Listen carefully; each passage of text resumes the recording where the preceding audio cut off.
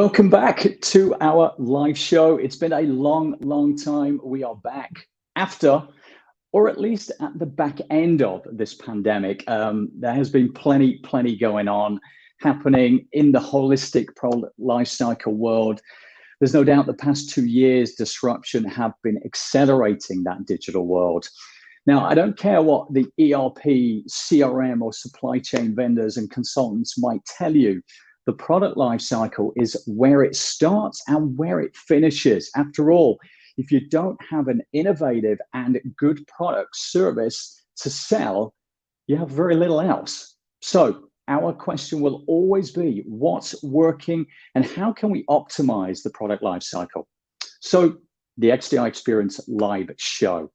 We're going to be out every 2 weeks on a Tuesday at this time, except for Europe, because you spring forward 1 hour at the weekend, if you hadn't remembered. So you're going to be 1 hour later. And we're going to be covering everything from design engineering, including model-based systems engineering, PLM, digital and virtual manufacturing, and of course, manufacturing operations. So welcome again to this week's show, PLM 4.0. Let's do this.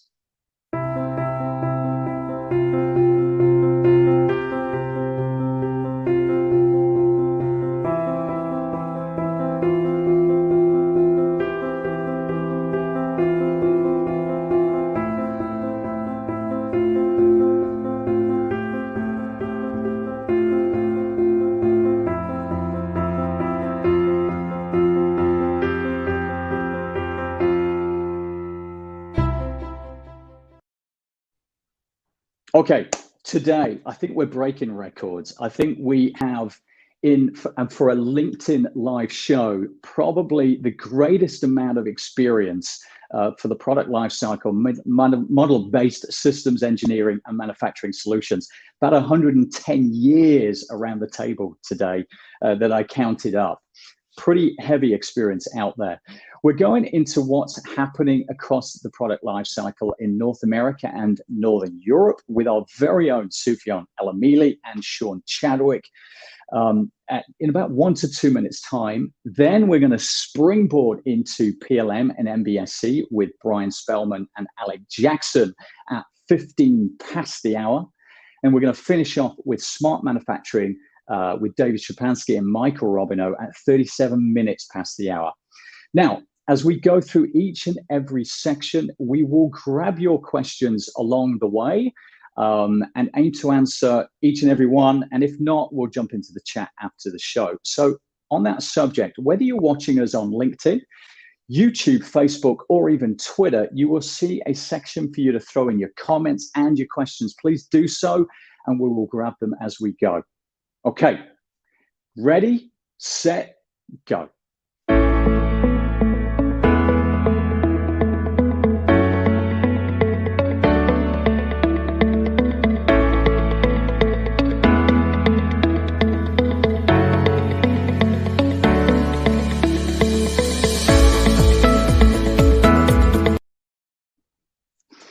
We are in the era of the customer experience, and we're now being overwhelmed by the need to deliver a personal B2C or B2B experience at multi-customer touch points, both at speed and at scale. Let's be honest, the pandemic accelerated all of it. Hugely, highly innovative products and services are dominating the customer world. Innovation goes without saying, but thereafter, speed wins every time. I make it no secret that I want to see manufacturing return to its much needed domestic shores, and more so after the exposed deficiencies in domestic manufacturing over the last 2 years. We have been so focused on cutting costs that so much has been offshored, and look at how vulnerable that has left us at a domestic level. Anything of reasonable quality is wanted quicker and more personalized. The fourth industrial revolution demands an expanded and upgraded version of the product and service lifecycle. Industry 4.0 technologies rest on the advancement of PLM. PLM 4.0. Let us look now at what is happening across North America and Northern Europe. Welcome to Sufjan Elamili and to Sean Chadwick. Sufjan, good morning, my friend, founder of XDI. Good morning, Sean, one of our senior leaders over there in Northern Europe. How are you both? I'm fine, thanks, Andrew. Yeah, great. Good. No, thank you. Sufjan, that home is looking magnificent behind you. I know it's a virtual screen. Yes, yes. Looks good. Looks good.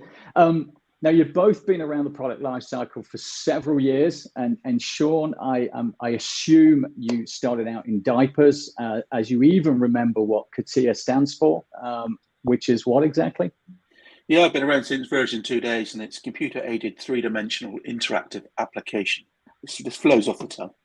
It does, and not a lot of people know that, and you learn something new every day.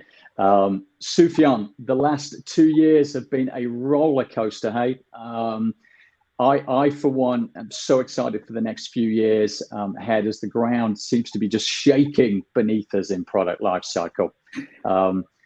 Guys, couple of 1 minute each.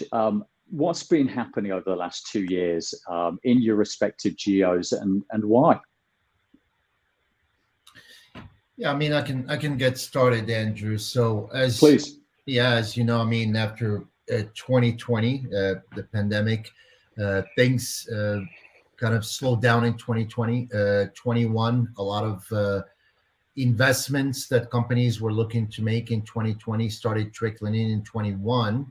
Manufacturing had stopped, supply chain had been disrupted, and now we're seeing really an acceleration in the adoption of digital engineering and manufacturing, as companies are looking to do more, sometimes with less. So in Mexico, I'll start with Mexico. We're seeing a very I guess a good increase in investment in digital technologies. Manufacturing has picked up. There's a lot of automotive, industrial equipment, consumer goods type manufacturing that happens in Mexico. We're seeing a lot of investment in automating factories, in just increasing throughput, etc. In the U.S. and Canada, I would say we're seeing tremendous amounts of innovation taking place. The continuation of electrification, whether that's cars or motorcycles or agricultural products or even eVTOLs. We're seeing a lot of innovation around satellites and telecommunications, a lot of innovation around transportation and eVTOLs, drones, new types of airplanes being powered either by hybrid propulsion or even hydrogen. Yep. So a lot of these innovations and the pace that they're going through, necessitate basically they need to do things faster. They need to do things more collaboratively. So that's where things like PLM, digital engineering, MBSC, digital manufacturing, a lot of these topics now are being taken very seriously by these players, because they do realize that in order to innovate faster and more efficiently, you would have to invest more and more into digital engineering, digital manufacturing, virtual simulation, and quite frankly, products are getting more complex. I mean, products are getting extremely more complex, whether we're talking about automotive or aerospace or other products, getting very complex and need to have complex systems to manage the innovation process. Sure. You're going to see a lot of similarities with North America, I appreciate, but what are you seeing in Northern Europe? Well, I think, sort of echo a lot of what Sufjan has just said, but what I've seen over the last 2 years are many companies are looking to transform their engineering, manufacture, and production life cycle. They're looking at that by integrating solutions across PLM, MES, and MOM into ERP. And the aim of that is to get more from the data that's being generated. Data is the king. It's that digital continuity from end to end. A couple of areas that the companies are looking at implementing MBSC, which I think we're going to talk about a little bit later. It's speeding up digital manufacturing by using the virtualization and the virtual simulation of that data. And to support both of those things, you need to modernize your PLM and your MES solutions and integrate them more tightly across ERP. Yep. The flip side of that, the benefit of that is really the speed to market, flexibility in change of product, and reduction in error and waste in the manufacturing process. That's really what I've been seeing over the last couple of years. And the COVID situation, since the pandemic, has given these companies the ability to do that. It's given them the ability to invest in that area. Got it. Great. Good. Excellent. So in summary, speed to market seems to be the biggest thing. PLM is fundamental to that. Digital engineering is allowing you to kind of simulate those lines, give you greater agility, so you learn mistakes earlier than in the real world, etc. Anything else to add in terms of the differing demands at a geo level for either NAM or Northern Europe, Sufjan? No, I think, I mean, as Sean said, we're seeing quite a bit of similarities. Yeah, we see a lot of similarities. I guess another thing to mention is also defense-related, projects are picking up across both sides of the Atlantic. So we're seeing a lot of defense-related in the US, for example. The DoD with digital engineering is mandating more and more adoption from suppliers to the DoD around digital engineering practices and MBSE type practices. So yeah, I think we're seeing a lot of similarities and a lot of synergies, quite honestly, between the two sites. Good. Thanks, gentlemen. Appreciate it. Exciting times ahead for Northern Europe and NAM. Let's see what we've got coming in from the audience. I know we've got different questions related from the different channels. So first up, there's definitely one for Sean. How do you see cloud take-up for PLM and MESMOM in Sweden? I think I don't necessarily a specific difference between the take-up in Sweden, but what I do see is there is definitely a move towards cloud as a platform.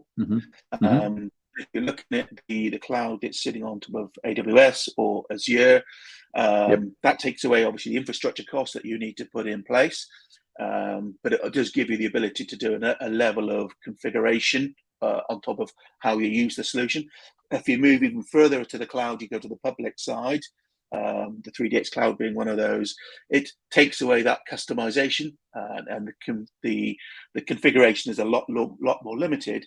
But it does give you the ability to get the value to speed to market at a much easier at a lot lower cost. So I think that's really where you see the differences across premise, public cloud, and the clouds from AWS and Azure. Very good. Okay, good. Next question. What do we have? Let's go with you, Sufjan, on this. What are the features of the 3D Experience platform that customers find most appealing? Yeah, I think the biggest one, and I know it's a little bit of a cliche, is that single source of the truth, right? Where they have all of their artifacts in one place.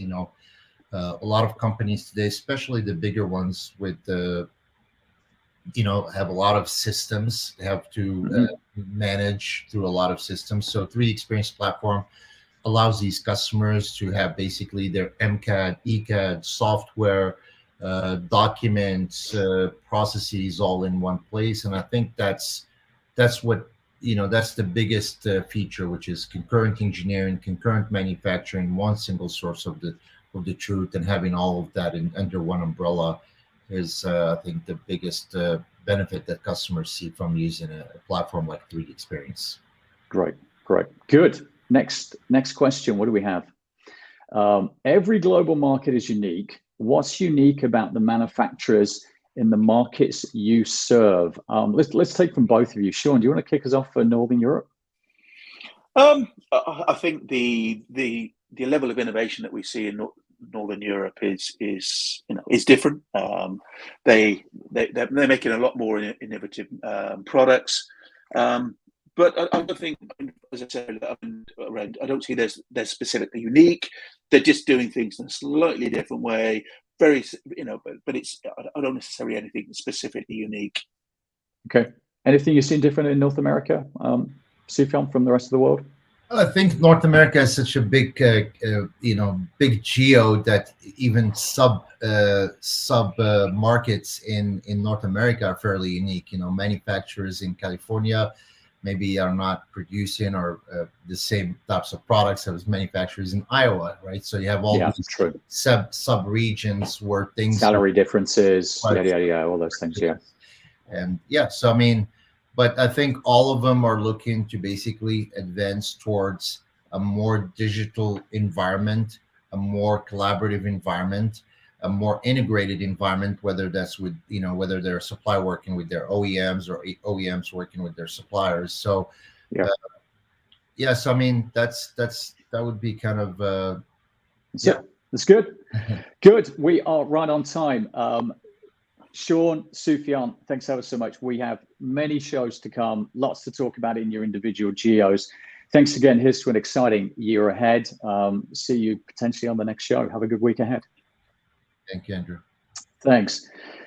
Okay, everyone, let's jump in at the PLM application level now with our very own industry process expert for aerospace and defense, Brian Spellman.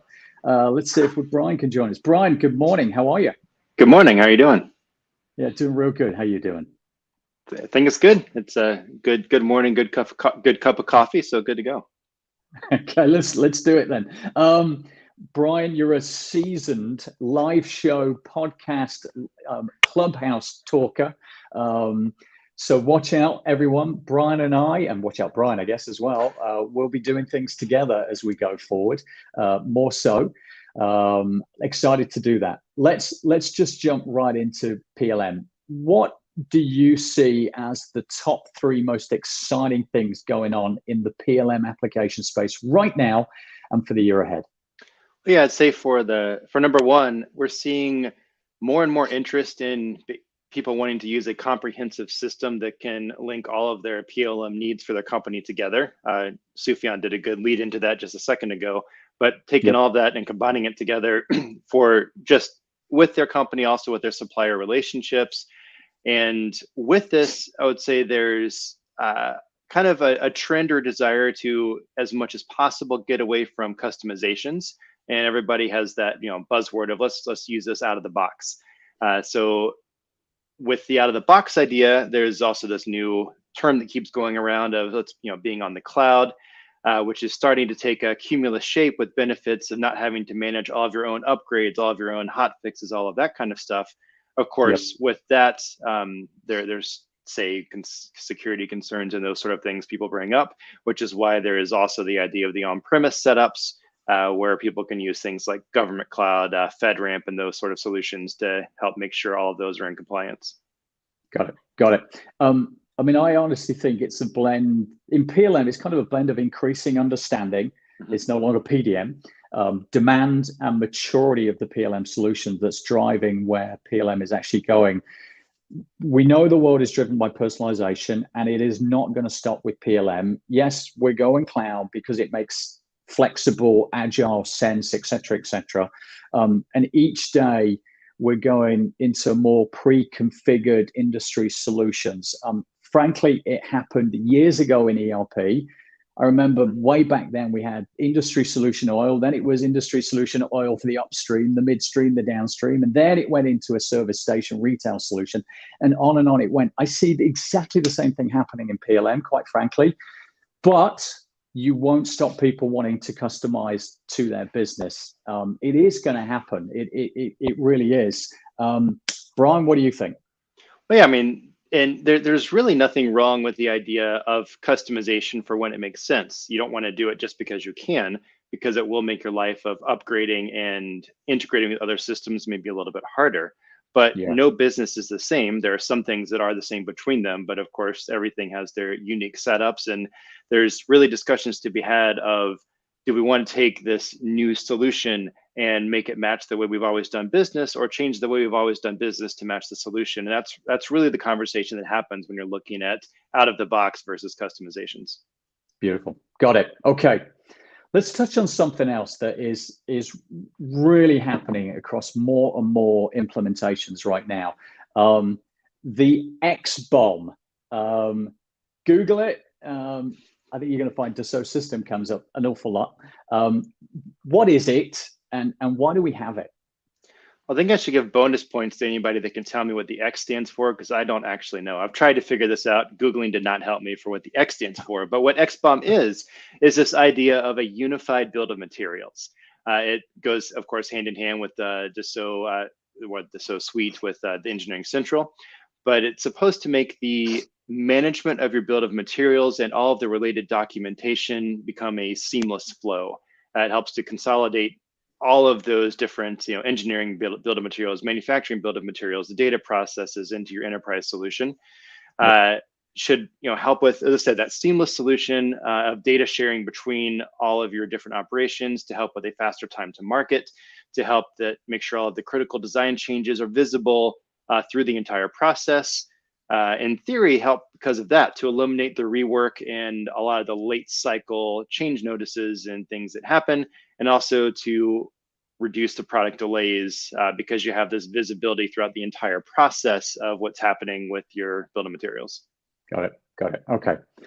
So in summary, this year, number one for you in PLM is about speed to market, care of cloud, pre-configured solutions, proliferating and data integration, and I guess the digital thread, which we've not mentioned as yet, that all comes into it. So forgive me, Brian, I did interrupt you. I know you've done number one. What is your number two from the list of three?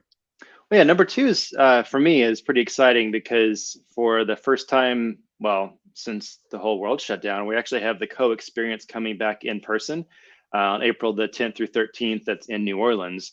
To those who haven't heard of Co, it began as basically a CATIA operators exchange, but now is encompassing all of the Dassault suites. They've renamed it to Community of Experts. It's just a bunch of user groups of people that use this software and want to help each other. It's fantastic learning opportunity, network opportunity to collaborate with fellow users and with members of Dassault. It's fantastic, and anybody watching should definitely try to go there. I think early registration is still open, just barely. I'm not 100% sure about that, but yeah, it's a great opportunity, and we're going to be there right. I think next to the bar in the your choice, yeah.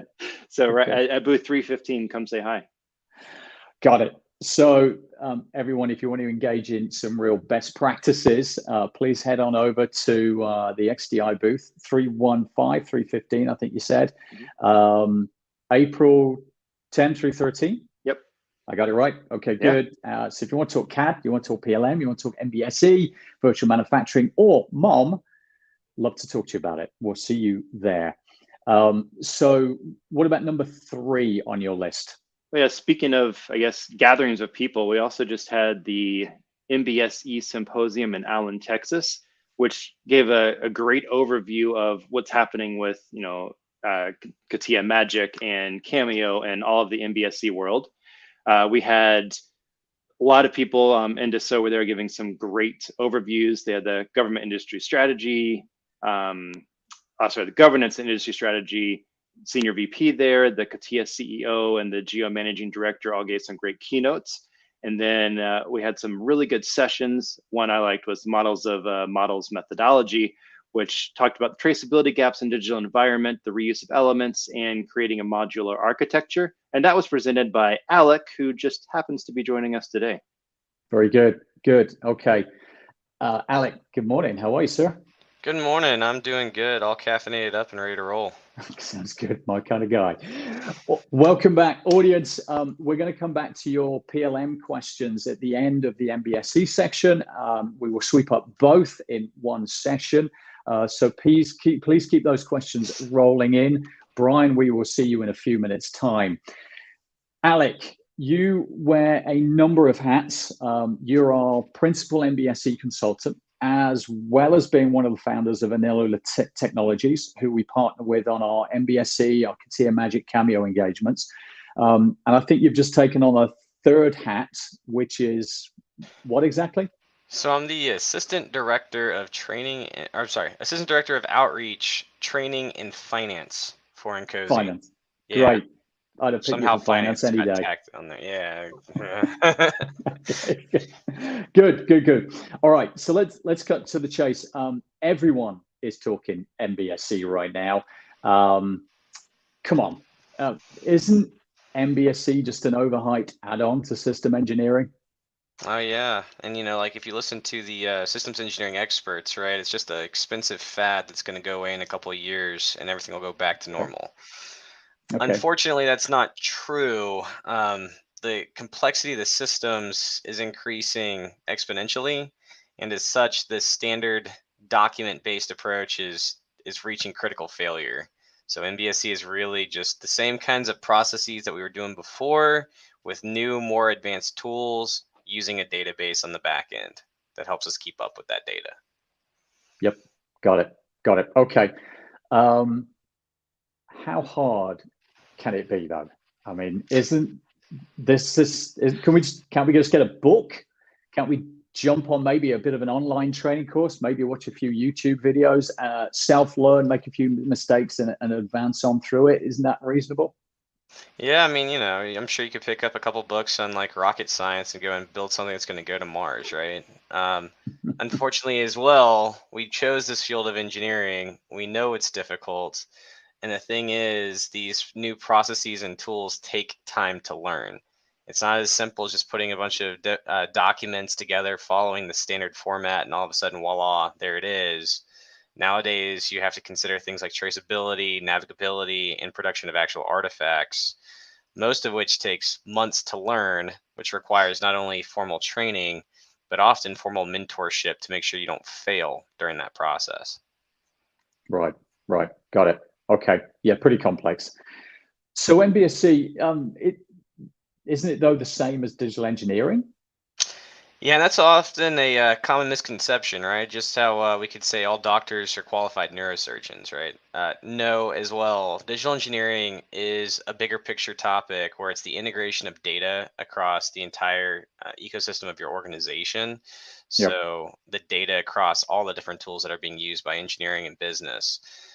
MBSE is a subset of that enables us to produce that data for the systems engineering artifacts. And then the digital engineering would be how are we going to integrate that to things like PLM, like CATIA for the MCAD, advanced simulation, etc. Got it. Okay. So you'll forgive my Brit sarcasm there. Appreciate you clearing up my over simplification of MBSE. I'm a huge fan of concurrent design and modeled engineering, but I'm an even bigger fan of collaboration in the world that we live in today. How on earth are we able to bring these huge, relatively siloed models together into one synchronized and collaborative space? I mean, the easy answer is you get the one guy that's going to go and architect the entire aircraft or satellite, etc. Just keep him loaded with monsters. I'm sure it's going to go fine. Obviously not, right? So realistically, what we need to do, and most of the tools are set up to do this, is the divide and conquer strategy, where you bring those complex systems in, divide them up, assign different groups into them, and then have collaborative tools like most MBSE tools provide that allows multiple modelers in the same model concurrently building out these complex systems. And just to clarify, I believe that you have set up or are setting up a follow-on discussion with David Fields, who's a industry leading expert in collaboration, right? Yeah. David and I will. I know he was at the MBSE symposium speaking there, and is pretty much a collaborative MBSE expert. So yeah, we're going to be pulling him on in a few weeks' time for sure. So good. All righty, let's jump now to the audience questions. We'll bring Brian back as we're going to look at PLM and MBSE. Let's see what we've got first up from audience. So first question, what feedback have you received on specific PLM features and functionalities that have made the biggest difference to customers? Brian, you're going to take that one. Yeah, I think that the idea of what PLM is today versus what a lot of companies know of as soon as they hear, like, think that or say that phrase, it's evolved a whole lot, because now the idea is that it's this one platform where we can have the immediate access to all of your applications, where you can bring together your design, simulation, information, collaboration, everything basically in a web interface dashboard to start getting access to all of that. And I think that idea of being able to have a better collaboration and working together between all of your different departments and even locations around the globe is the biggest plus that I've seen for all of this. Yeah, absolutely. Good. Okay, thanks, Brian. What's the second question we've got? So how, both of you, I think, how can your solutions grow with our business? So I'm a customer. How can your solutions grow with our business from a basic PLM and MBSE solution to enable more advanced CAD model-based and PLM capabilities? Alec, you want to take that for us? Yeah, let me dissect that and I'll refine the question a little bit into being so disjoint PLM / MBSE to an integrated digital, digitally synchronized form, right? Yep. And so that's something that really Dassault is starting to be on the cutting edge of with the 3D Experience platform, because they do have that back-end integration built up between a lot of their tools. And now that they've acquired the No Magic tool about 3 years ago, they've been really investing in that integration to provide that seamless integration between the MBSE architectures and then through to PLM into the actual CAD space. Brian, you want to add to that?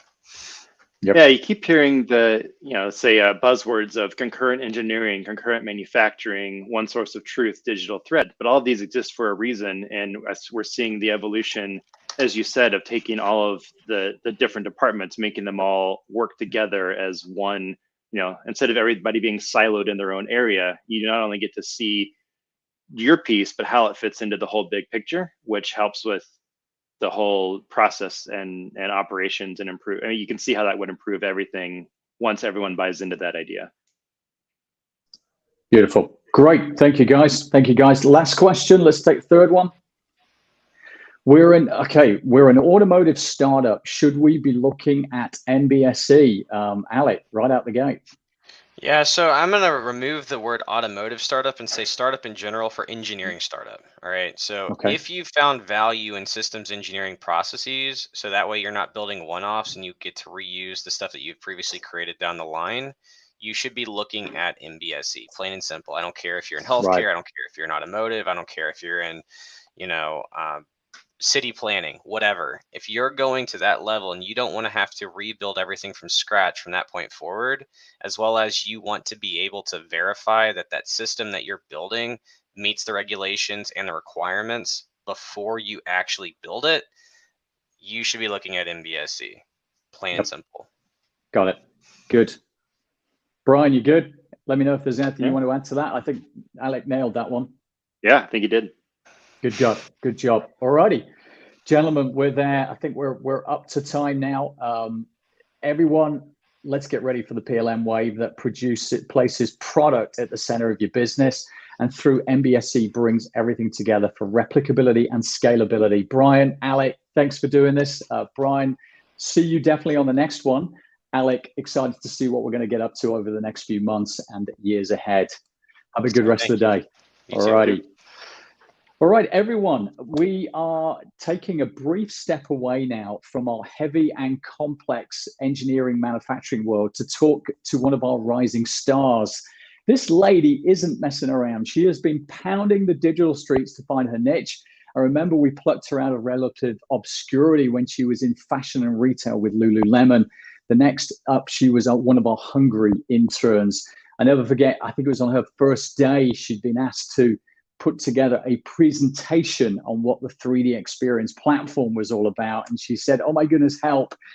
So I said, whatever you do, don't look in the Dassault portal. It gets very technical very fast. Stay on 3ds.com. It explains what it does for the business. She did so, she presented, and she quickly became #1 on that little intern group at that time. Next, she joined the software side, moved over to my team in services, and she started looking for her niche, looking for her passion. And then one day she found it. It was a sector that had a heavy concentration of females. Yes, the fashion, apparel, retail space. This is her journey in that sector. I'm going to welcome you to Danielle Hendricks. Good morning, Danielle. I hope you're suitably embarrassed and setting you up there. How are you doing today? I'm doing good. How are you doing, Andrew? Doing real good, doing real good. So let's jump in. We're going to take 3 minutes. Why Centric? All right. Yeah. So, like you said, I started out at Lululemon. I've always really had a passion for retail and fashion. That's where my career started. And so it was really exciting when we saw a huge white space for our CPG customers needing a proper PLM tool.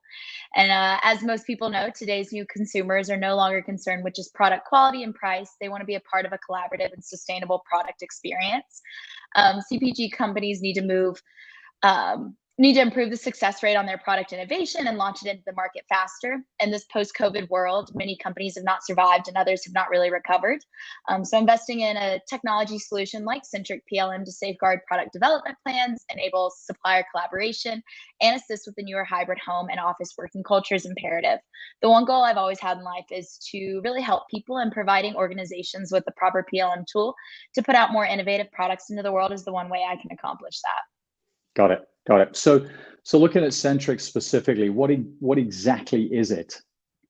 Yeah, so for those of you that may not know, Centric is a huge database containing all the technical information of a product, except it shows it to you visually in an intuitive interface. So you can almost think of Centric PLM as a merge between an Excel spreadsheet and a web page. Centric's core really is in fashion and retail and has expanded into food and beverage, health and beauty, and as we've learned recently, a little bit of consumer electronics. Dassault Systems actually acquired 63% of Centric software in 2018 and acquired them totally in Q3 of 2021. And Centric PLM is the foundational technology that enables consumer electronic brands and retailers to speed time to market and boost innovation and drive real business transformation. Nice. Okay, so what's the future for you and Centric over the foreseeable?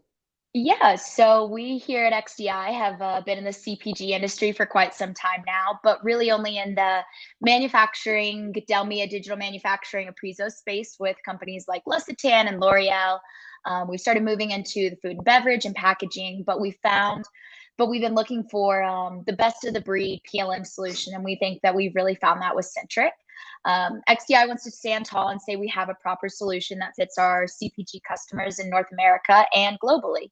The goal is to partner with Centric, win some work, partner in the way that we have partnered with Dassault Systems. And if we do what we've done with Dassault Systems suite of products with Centric, I think we have a really successful opportunity here to help a lot of companies. We've got the resources and capabilities, and now we're just looking for the right projects for those capabilities. Centric's really dominant, and it was only a little while ago that we said, no, we're coming into the Centric PLM space. We know it's totally different, but we see a really exciting opportunity in this area. Yep. So I'm excited. Beautiful. Good stuff. Yeah, me too. Excited to see how we can move things forward in there. Danielle, thanks so much. Fascinated to watch your progress and continued rise with Centric. Thanks again. See you on another show. All right. Thanks, everyone. Bye. Everyone, thanks. I know your questions are coming in on manufacturing, engineering, MBSE. If we don't catch them on this show, we're going to come back into the feed at the end of the show and get those answered for you as well. So thank you, everybody. Next up is a world in which we're equally as passionate and is making those highly innovative products that we've helped through the ideation, design, and engineering phases. That's manufacturing, both virtual and actual. There's always a smarter way of doing this, and to help us find those ways are two experts joining us right now. We have David Szczepanski, 35 to 40 years of manufacturing from Dassault Systèmes, and Michael Robineau with, never to be outdone, 40 plus years of manufacturing, also from Dassault in manufacturing. So gentlemen, thanks ever so much for joining us. How are you both? Hey, Andrew. Doing well. Michael's joining us on a high. He's come out from another presentation, and in he comes. So he's going to lead the charge, I'm sure, today. So welcome, everybody. Gentlemen, the earth is moving in manufacturing, hugely confronted by our margin pressures due to the economic situation worldwide. And with new consumers demanding more local sourcing and traceability, companies have to adapt faster to unexpected events while reducing, of course, their carbon footprint and maintaining their level of service. We have to do things a little differently these days. So with that in mind, both of you, if you had to pick the top 3 business issues impacting manufacturing right now, what would they be? David, do you want to kick us off? Sure. And probably not in order, but I would say supply chain disruption. As you mentioned, it's in the last couple of years, COVID, it's really took a hit. We over the years, Andrew, they leaned out the supply chain, and then we had some unforeseeable interruptions. Really did a number on the supply chain. Also, sustainability today is really important to the consumer. Yep. So manufacturers have to take heed. I mean, they're really focusing on sustainability. And then, of course, you mentioned it about margin pressure. Margin pressure always been there for manufacturers. And trying to find ways to improve productivity and quality, reduce scrap. That type of thing. Got it. Michael, supply chain. What do you think on that one? Would that be in your top 3? Oh yeah, David, that was great. I love that. And yeah, supply chain is a very key element. I think all of us see that on a day-to-day basis, whether it's going to the grocery store or where we see the impacts. And if we're in manufacturing, we know that that's been an issue, whether it be getting parts out of San Diego in the port, or figuring out how to get across the bridge in Ontario. We've got these issues, and really the focus is, even the name supply chain, indicates that there is links and there's a breaking point. Really what we want to make sure that we can do is really make more of a supply net or a supply mesh where we can diversify and spread that out and work on that. But also, really optimize. How can we make a smarter supply chain so that we can adjust to these global impacts, again, whether it's COVID, as David mentioned, or the war in Ukraine right now, again, having ripples across the world in the supply chain. So we want to be more diversified, be even shorter. I think, Andrew, you mentioned bringing things more onshore. Make things shorter, distributed, smarter is what we're looking for. So, I think that speaks to the macro long-term drivers such as personalization of product, B2B or B2C. How could I can only see onshore helping to start to respond to that. How can we handle those ongoing personalization demands? How can we optimize manufacturing to meet those demands? David. Good question. So there's a lot of automation. If we're talking CPG, a lot of automation, having to connect automation, making sure that we've got the right facilities, connected. There is, an opportunity there. There's companies now that are trying to do, minimal order quantities. That we've mentioned the order of one. That's sort of like the Holy Grail. But there is some blocks for the different manufacturers.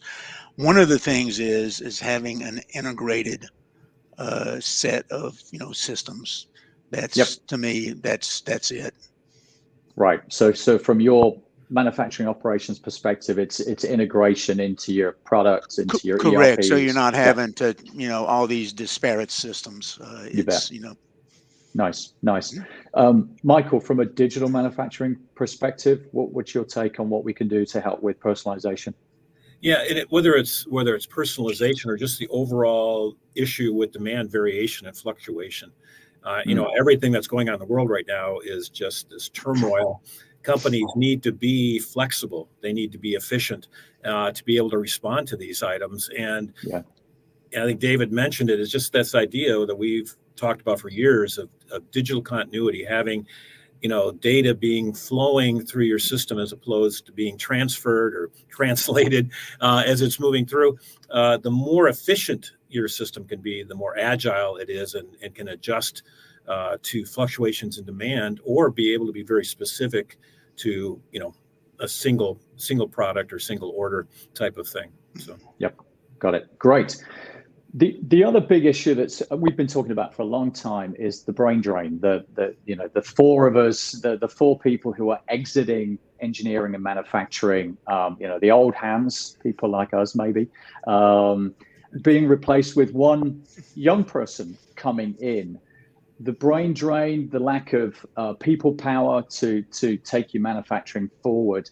How can digital manufacturing and manufacturing operations management solutions start to address that, start to handle that?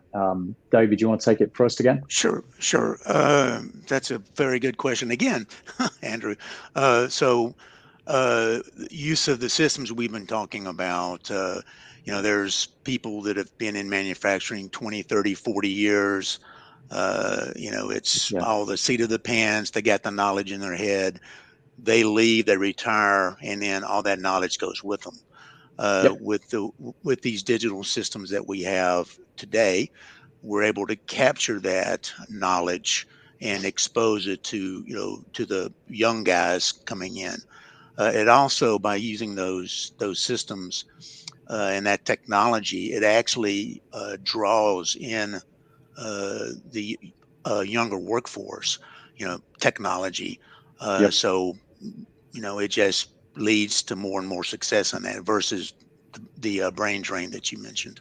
Yeah. It's kind of making manufacturing product lifecycle a sexy place to be.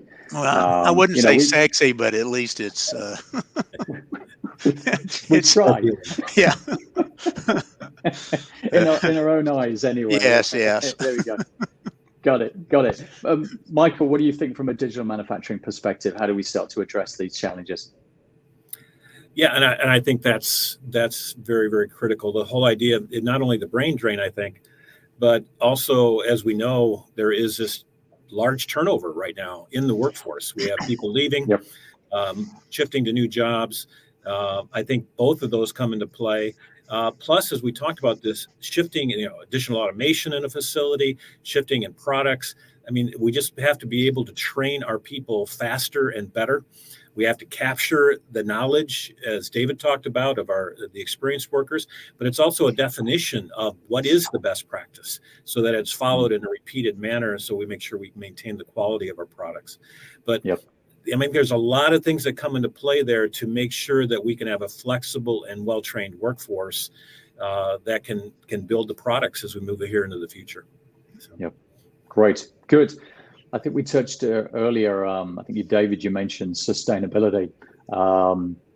What about that from a manufacturing operations management perspective? What can be done there? Yeah, and it's also tied in to the whole margin pressures topic that we spoke about too. I think with sustainability, consumers are, like I said earlier, more and more aware of sustainability. They're interested. They have a stake in the game for our environment. They want to see the minimization of waste, the minimization of energy usage, everything that goes in a manufacturing of a product. And how can MOM help kind of improve that? Yeah, so that's what I was going to bring up. So process improvement. MOM systems can capture, what's going on the shop floor. You can analyze the data. You can see the, areas for process improvement, which you may be, using too much energy. You may be wasting raw materials. There's a lot of different topics that MOM systems can cover as far as the topic of sustainability. And, again, it's sort of tied in with the whole margin pressures too, because if you improve your productivity, you improve your quality, operational efficiencies, that's going to hit the bottom line, but it's also going to save, the waste of material and energy. You bet. Good. Yep. Michael, from a digital manufacturing perspective, sustainability? Yeah, definitely. This is an area that not only in MOM, but also in digital manufacturing, the whole focus on efficiencies. That's what it's all about. And it's been that way for years. I mean, the focus on elimination of waste.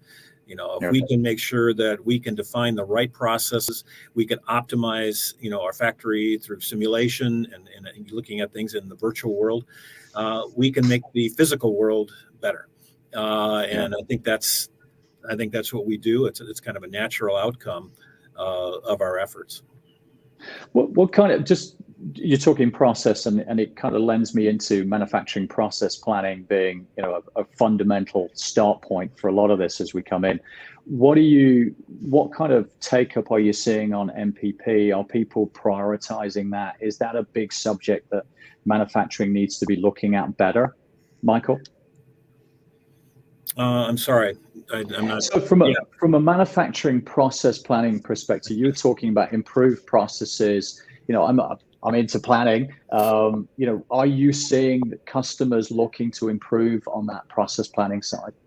Oh yeah, and I think that's, I think the major thing that we're seeing is customers who want to, they've got the engineering systems in place. They may have an MES or a MOM system in place, but there's just this big gap in between those two that really more and more companies are looking to fill, that we can clearly define and translate that engineering data into manufacturing bill of material, and then be able to define those process plans and be able to link that potentially into an MES or MOM system, so that you do create a full, digital continuity there. I think that, and we're seeing that across multiple customers now. That's a focus that they need to fill that gap.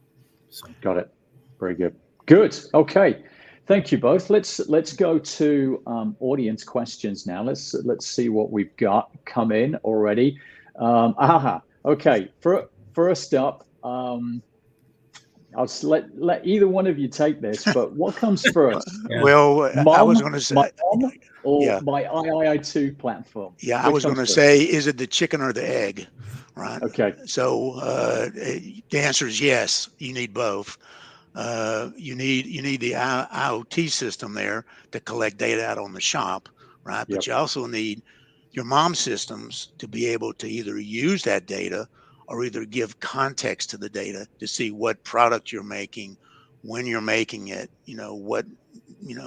all the other things that go into manufacturing. So I don't know if it's necessarily a first. I think they're codependent upon each other, which people are finding out now. They're going to do these IoT systems and then find that they really need a MOM MES to add context to the data. Yeah, we get this question a lot, because there are so many opportunities here in this space. Where do I begin? What comes first? And I think it really is one of the answer is always, it depends. It really is, what are the priorities and what are the key issues in a particular company as to where the first step is. Got it. So you need both. Yeah. Okay, good. All righty. Thanks both. Next question. What do we have? For a manufacturing digital twin to be effective, do I need to model every machine, every tool on my lines? I'm going to go with our digital manufacturing expert of the day, Michael, on this one. This question has come up over and over for years. I mean, where do you put the effort? And it, really the answer is no, you do not need to model every machine and tool on the line, because you're going to focus on those areas that are going to give you the biggest return. If you're doing an ergonomics analysis, you're going to focus on those particular operations that may be of concern, where you may have had issues in the past. That's where you're going to focus. If it's in a factory simulation, you're going to focus again on those areas that are going to give you the biggest return, where you have some questions and you need to help define answers before you go into production. So no, you don't need to model every machine and tool. That's really decisions you make as you go along as to where you're going to focus your efforts. So. Nice, good. David, you good with that? Oh yeah, I could have answered it better myself. The only other thing I was going to maybe add would be, Michael already talked about it, but bottlenecks typically too come into play. Bottlenecks in the manufacturing process. Yep, very good. Okay, good. What's our next question? I think we may be there. Very good. Okay, we are set, gentlemen. Thanks ever so much for your time. We are ahead of schedule. Delighted to say, almost on the hour. David, Michael, hope you'll join us on a forthcoming show so we can dive a little deeper into these big subjects. Thank you. Have a great rest of the day. Thank you. Thank you, Andrew. All righty. Thanks. We made it. It was an intense 1 hour. In fact, we're just shy of that, packed full. Next time around, in 2 weeks' time, we are going to pick one subject and we're diving into PLM 4.0, into one of the many subjects that are in that. So April 5, please make a note in your calendar. We will get you out invites as well if you've registered for this show. It's going to be 8 o'clock Pacific time, 11 o'clock Eastern. It will be 1600 UK time at that stage, 1700 Central European, 8:30 p.m. IST. Have a great 2 weeks ahead, and I will look forward to seeing you all then. And any questions, we will come back to you and answer those during this show. Thanks.